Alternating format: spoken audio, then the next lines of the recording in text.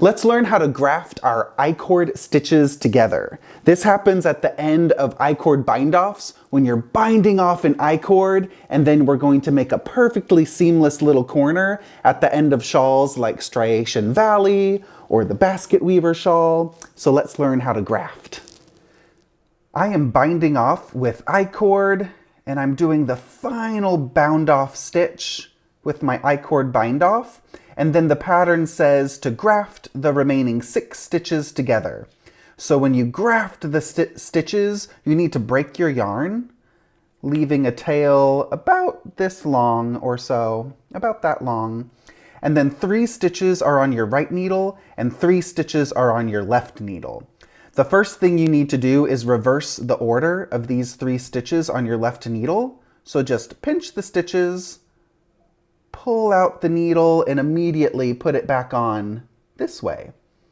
So now the I-cord stitches, the purl bumps are facing each other. Do you see those little bumps, the wrong side of those I-cord? So you want both needle tips facing the same direction, 3 stitches on your front needle, and that's what the back looks like. You see smooth stitches on the back, 3 stitches on the back needle. Place that broken tail of yarn onto a tapestry needle. So here's that broken tail of yarn.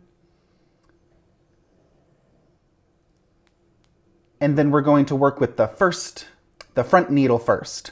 So go through the first stitch on the front needle purlwise. Go through the first stitch on the back needle knitwise. Now the front needle, we're going to go through the first stitch knitwise, take it off, and then go through the next front needle stitch purlwise. Leave it on.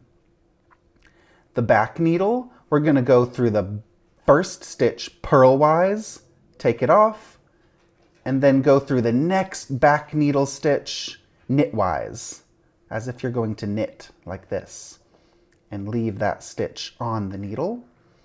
One more time, the front needle, you go knitwise off, purlwise, leave it on, and the back needle, purlwise off, knitwise, leave it on. And finally, just go through the front needle stitch knitwise off and the back needle stitch purlwise off. And then pull the yarn, and you should have a nice smooth corner now. If the stitches are too tight or too loose, you can just pull on them with your tapestry needle to make it look a bit tidier. But this is what mine looks like. Sometimes a stitch is a little bit loose, but don't worry about it. You could just pull on the yarn a little bit and then weave in your ends.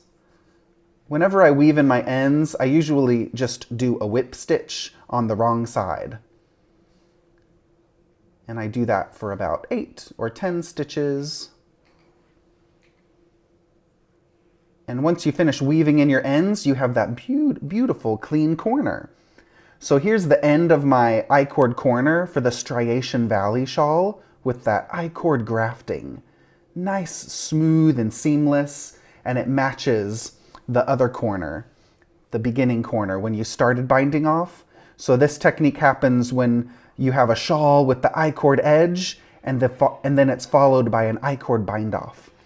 So it makes a smooth, clean corner as you start binding off at the beginning of your row, and then a matching clean corner at the end of your row.